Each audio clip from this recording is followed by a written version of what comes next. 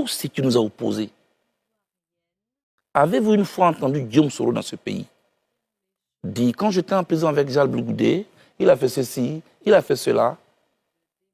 Avec tout ce qui nous a opposés dans ce pays, vous le savez, et tout ce qui nous oppose aujourd'hui. Damana Picasse, j'ai fait la prison avec lui. Aujourd'hui, le PPA, c'est M. Kojep. Malgré tout ce qui nous oppose, vous l'avez une fois entendu dire, quand j'étais en prison Charles Blé-Goudé, j'ai suis ceux avec qui j'ai fait vraiment la prison quand j'étais étudiant. Soul to Soul et les autres. C'est la première fois dans ma vie, d'ancien prisonnier, que je sors d'une prison, que tout ce qu'on a fait à prison est sur la place publique. Ce monsieur qui vient de parler, avec mépris, regardez comment quand il parle de ma femme, il dit, je veux parler à cette dame. Il s'agit de Demba Traoré, pour le préciser, qui représentait donc à la Le président m'a dit, je veux parler à cette dame. D'abord, le ton condescendant ne peut pas venir du président Gbagbo. Je connais le président Gbagbo, plus que lui. Mais il dit qu'il était témoin oculaire. Il a été témoin, je suis en train de vous parler. Très bien. Ce monsieur n'a jamais perdu une seule seconde de sa liberté. Donc, il ne sait pas ce que c'est qu'être en prison. Parce que lui, il venait à la prison. Moi, j'étais en prison. Avec le président Gbagbo. Alors, ce qu'il dit n'est pas vrai. Pourquoi? Je savais que c'était un complot. Aujourd'hui, comme vous insistez, et vous avez beaucoup insisté, depuis que je suis arrivé en Côte d'Ivoire, vous me mettez le doigt dans la gorge. Je dis, je ne veux pas en parler. Je ne veux pas, parce que je connais les conséquences. Mais vous voyez comment il est en train de me diaboliser? Juste pour se faire de la place. Juste pour que mes amis de gauche dont vous parlez puissent me haïr aujourd'hui. Je vais leur parler aujourd'hui. En prison, le président Gbagbo ne m'a jamais parlé par intermédiaire. Depuis que je le connais, que je fonctionne avec lui, dans notre fonctionnement, il ne me parle jamais par intermédiaire. La seule fois qu'il m'a demandé de faire une commission, c'était dans sa cellule. Moi, j'ai vu mon mentor, mon chef, tout malheureux. Il m'a fait une seule commission que j'ai menée à bien. Je vais vous citer des noms aujourd'hui. On en finit ça avec. Parce que mon silence risque de se retourner finalement contre moi. Président, qu'est-ce qui n'y va pas? Il me dit, il y a un problème. Président, il y a quel problème? Ça, c'est la commission qui m'a faite. Il me dit, la maison qui sert de siège au Front populaire ivoirien appartient à Nadi Bamba. Je dis, mais comment? Petit, il faut laisser ça. Donc, elle est en colère. Est-ce que tu peux m'aider? C'est tout ça que vous voulez que je parle ici? Je veux dire, vous me mettez en mission? Il dit oui. Afi Nguessan, dont on disait qu'il était mon ami. Si j'étais en parlant avec lui, comment j'aurais fait cette mission? Donc, le lendemain à 7 h, quand on ouvre les cellules, il est 6 h à Abidjan. Je vais au téléphone chez les gardes. Je demande à parler à Mme Angéline Kili, que je salue au passage, l'épouse d'Afi Nguessan.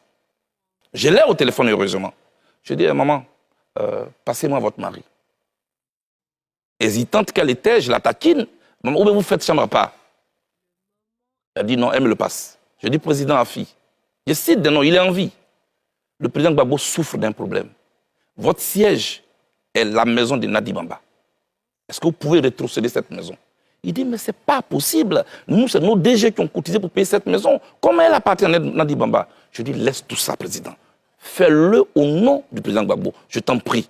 Pour sa santé en prison, fais-le pour lui. Il dit, OK. Comme elle m'a traduit en justice, là, c'est le président Afi qui parle. Le président Afi qui parle. Demandez au président de lui demander de me donner quelqu'un de confiance pour que le problème soit réglé devant un huissier. Moi, j'étais content parce que je vais de réussir un exploit pour mon patron. Je vais donc dans la cellule du président Gbagbo. Il dit, président, le problème est résolu.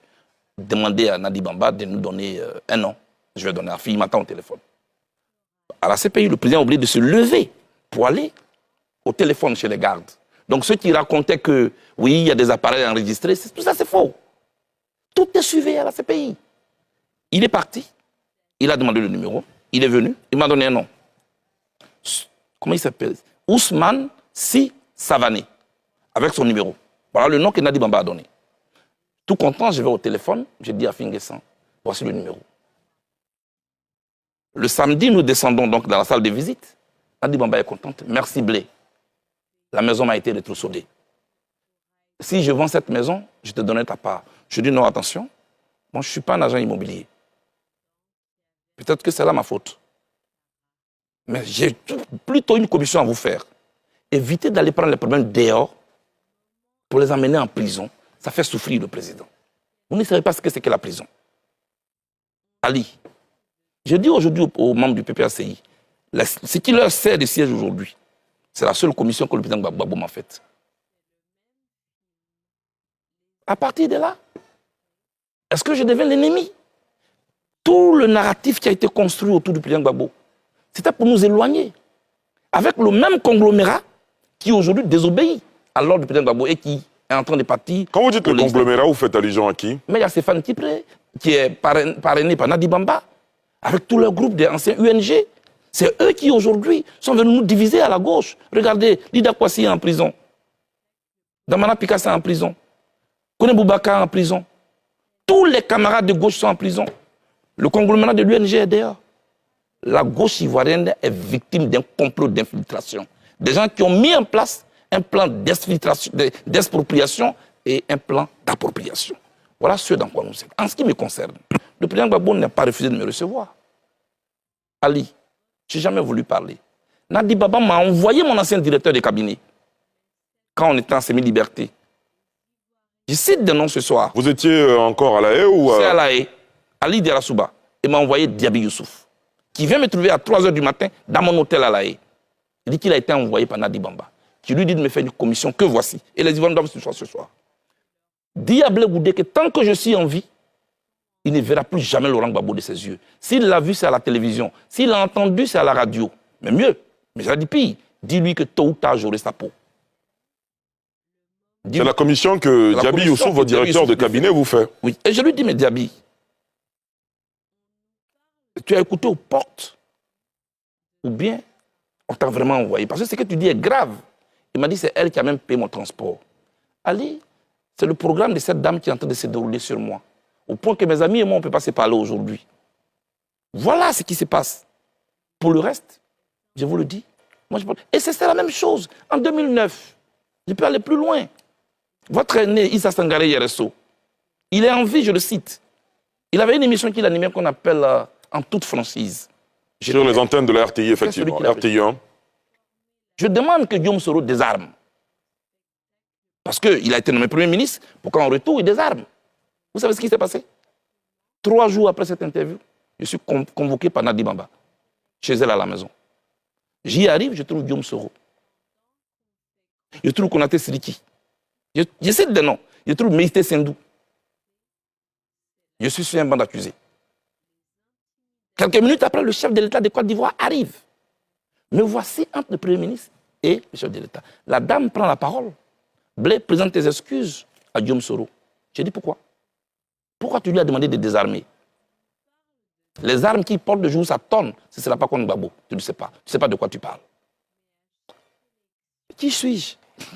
Devant le chef de l'État de Côte d'Ivoire.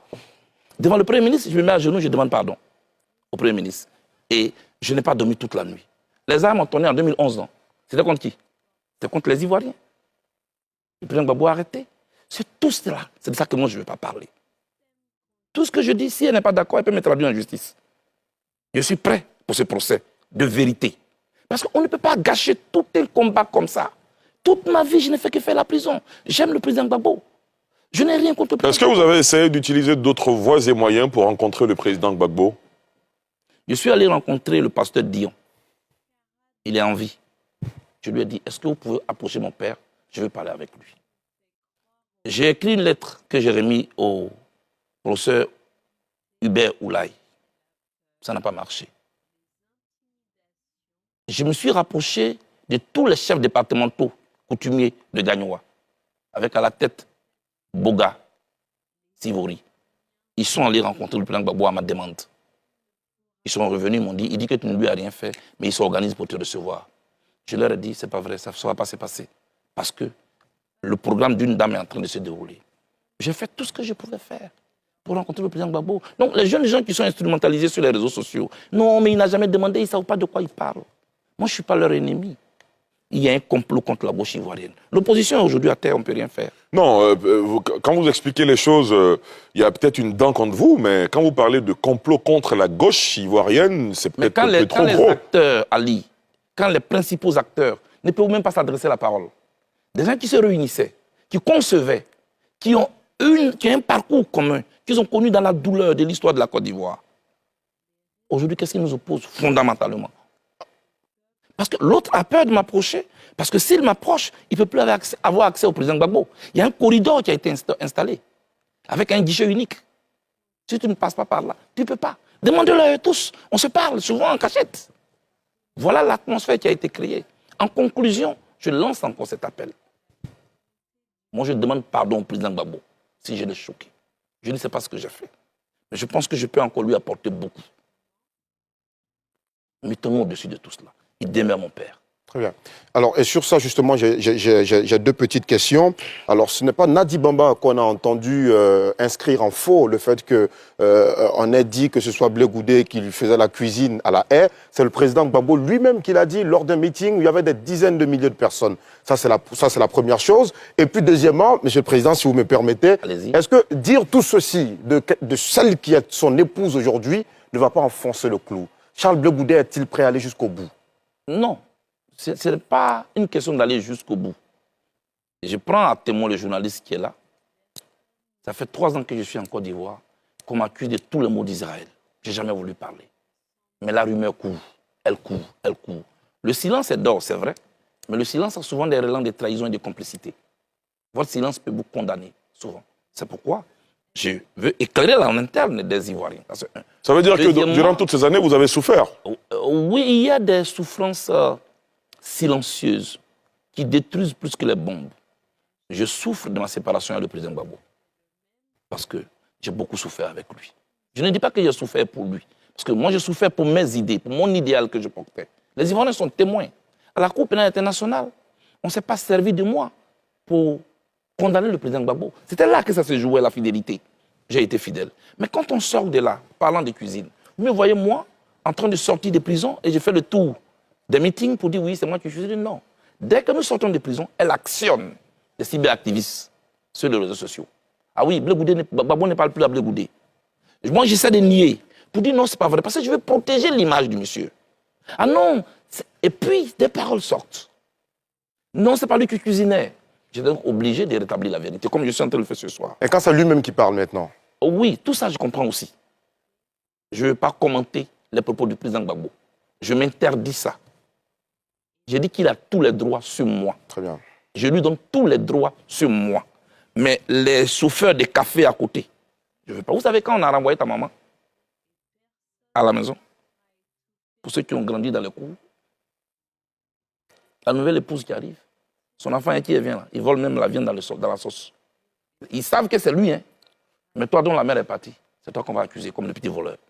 Et tu en souffres, et tu ne peux rien dire. Et papa ne peut rien dire. On a vécu ça, moi j'ai vécu tout ça. Donc je comprends, mais acceptez que je ne commande pas les propos du président Gbagbo. Mais ce conglomérat-là est en train de détruire notre combat. Voilà ce que je dis. Alamine Fofana? Oui, petite précision aussi par rapport à la cuisine. Il faut dire que le président Laurent Gbagbo n'a pas nié ça. Il a dit non, ce sont des faits qu'on veut comprendre. Oui, il a juste précisé qu'il y a un jeune Congolais du nom de Gervais qui faisait qui faisait la cuisine. Et après que celui que vous connaissez a pris le relais. Mais moi, c'est beaucoup d'informations choc que vous nous donnez en même temps. Mais on a un peu assisté à un dialogue interposé entre vous et le président Laurent Gbagbo. Par exemple, vous nous dites que votre dernier coup de fil, c'est le 31 mai 2022. Mais là, je ne fais pas d'analyse, je ne fais pas d'interprétation, je prends des propos. Le président Laurent Gbagbo dit il faut que ce gouvernement-là ne soit plus au gouvernement 2025. Charles Blé Goudé dit quand tu te mets avec n'importe qui, n'importe quoi t'arrive. Le président Laurent Gbagbo explique qu'il a accepté d'être candidat en 2025 parce que le président Ouattara s'est représenté. Il a clairement dit qu'il veut remettre sa pouvoir qui a gagné en 2010. Charles Blé Goudé dit enlever quelqu'un, ce n'est pas un programme. Charles Blé Goudé dit que comme nous étions en prison, je faisais la cuisine. Ça, on a déjà mentionné. Le président Gbagbo revient là-dessus. Donc, la question est de savoir, est-ce que Charles Blé Goudé est aussi innocent dans cette histoire? Merci, Lamine. Alors, vous avez là juste à poser des propos. Mais est-ce que vous les contextualisez? Est-ce que c'est dès que le président Gbagbo finit de dire « je suis candidat » que je dis enlever quelqu'un n'est pas un projet? Non. Moi, j'étais à un forum d'enseignement comme vous le faites souvent. C'était sur le leadership. Que j'expliquais aux jeunes, porter un projet, c'est mieux. Enlever quelqu'un, se mettre ensemble pour enlever quelqu'un, un jour son enfant aussi va se mettre avec d'autres personnes pour vous enlever. Donc ce n'était pas au lendemain des propos du président Gbagbo. C'était après. Mais nos adversaires ont essayé de vouloir coller ça pour arriver à la conclusion à laquelle vous êtes arrivé aujourd'hui. Ça, ce n'est pas vrai. Deuxièmement, quand il dit je veux remettre ça parce qu'en 2025, je veux être candidat parce que le président Ouattara est candidat. Moi, je soutenais déjà la candidature de Simone Gbagbo. Pourquoi? Parce que le président Gbagbo n'avait pas son nom sur la liste comme moi. Je cherchais qui de la gauche pouvait porter notre cause. Et je pense que Simone Gbagbo a cette légitimité et pouvait porter notre cause aussi. Ce n'était pas contre le président Gbagbo. Simone Gbagbo n'est pas candidate contre le président Gbagbo. Donc, il ne faut pas faire d'amalgame. Je ne veux pas trop entrer dans des histoires de cuisine et autres. Moi, j'ai servi le président Gbagbo comme un fils peut servir son père. Un autre Ivoirien aurait été à ma place en prison, il aurait fait ça. Pour le reste, je pense que ce sont des querelles qui sont créées. Un narratif est créé pour créer une nouvelle histoire. Regardez. Lamine, quel est le parti politique de Laurent Gbagbo? Actuellement, c'est le PPAC. Je veux parler de sa vraie histoire. Le FPI. Bon, le parti historique fondé par Laurent Gbagbo, c'est le FPI. L'histoire de Laurent Gbagbo s'est écrite en Côte d'Ivoire avec le Front populaire ivoirien. Quand il rentre en Côte d'Ivoire, ce conglomérat va le convaincre pour pouvoir laisser le FPI de côté et puis créer le PPACI. C'est ton histoire, donc là, on ne parle plus du FPI. Aujourd'hui, c'est PPACI. Et pourtant, c'est toute l'histoire de Gbagbo. J'aurais été là que je me serais battu pour ne pas que ce soit ainsi. Donc, selon vous, on vous a écarté parce que vous étiez gênant. Mais c'est pourquoi on m'a éloigné. Vous voyez, cette histoire est partie. Aujourd'hui, regardez ce qui se passe en notre sein. Ça fait honte. Mais moi, je ne vais pas rester longtemps comme ça. Je saurai que faire pour que les choses puissent s'arranger. Oui, Alassane. Moi, j'ai une question, justement. On parle quand même de l'homme, le président Gbagbo. Vous connaissez mieux que moi son parcours et ce qu'il représente. Est-ce qu'on peut dire aujourd'hui que le président Gbagbo est pris en otage? Comme l'avait mentionné Awad Donmelo. Awad Donmelo, contrairement à moi, a eu l'occasion de les fréquenter pendant ces 3 dernières années. Donc, lui, il fait ce constat, qui n'est pas du tout différent de l'analyse que je viens de faire. Voilà. Donc, le président Gbagbo est bien pris en otage. Les gens abusent de lui, les gens utilisent son nom, les gens se cachent derrière son image pour humilier, pour mépriser, pour se faire une place. Les gens n'ont pas un projet pour la Côte d'Ivoire, ils ont des projets personnels. Et je voulais essayer de lancer un appel. Rien ne nous oppose. Mettons-nous ensemble. Sauvons notre cause. C'est encore possible. Mais par exemple, quand on sait que Laurent Gbagbo, c'est le seul qui a eu l'audace de se présenter face à un Félix Houphouët-Boigny du haut de sa puissance. Vous parlez de 1990, nous sommes en 2025. Donc aujourd'hui, beaucoup d'eau a coulé sous le pont. Okay. S'il vous plaît. Nous sommes en 1990. Nous sommes en 2025. Gbagbo Laurent a tout donné pour nous tous. Sa vie, sa liberté. Tout le poids qu'il a porté. Les gens l'ont connu dehors. Moi, je l'ai connu et président, et opposant, et prisonnier. Tout ce à quoi vous assistez aujourd'hui, c'est écrit devant moi. Je ne veux pas aller plus loin que ça. Je ne veux pas aller plus loin que ça. Ce qui se passe est encore plus grave que ce que vous voyez. Je souhaite que la gauche se retrouve pour qu'on puisse parler. Laissons le problème des querelles. Très bien. Lamine, on va marquer une courte pause.